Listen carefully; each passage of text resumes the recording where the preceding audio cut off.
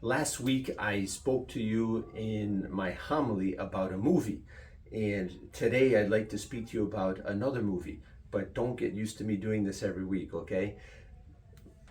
The liturgy, the second reading that we're going to hear coming up this coming Sunday, is from the letter of St. Paul to the Romans, where he speaks about this eager expectation of all of creation, how we are awaiting for the revelation of the children of God.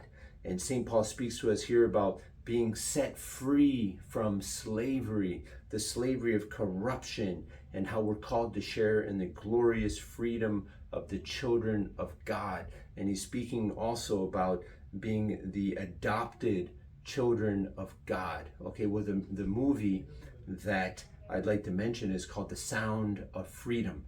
And this movie just came out on the 4th of July. So I find it very providential, very interesting that the first weekend after this movie, we have this wonderful reading from St. Paul. So in this movie, it deals with a very sad, very tragic, very horrible reality that is in our world today.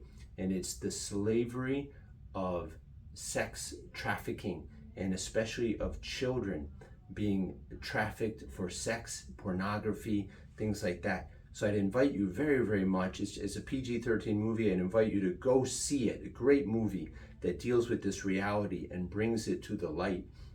But all of us, in one way or another, whenever we fall into sin, we are enslaved. And through our baptism, we become the adopted children of God.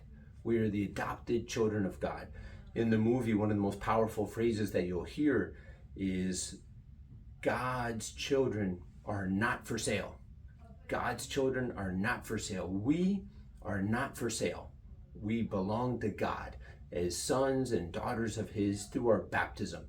I also love the story of St. Mary Magdalene, this beautiful image I have here behind me, because Mary Magdalene was a great example of a woman caught in sin and slavery, corruption, and yet who God, Jesus Christ, set free. So let's pray for all of these people who suffer in the world so much due to slavery to sin. And let's pray for ourselves and ask God to free us from sin so that we can continue being better and better, His sons and daughters of God our Father.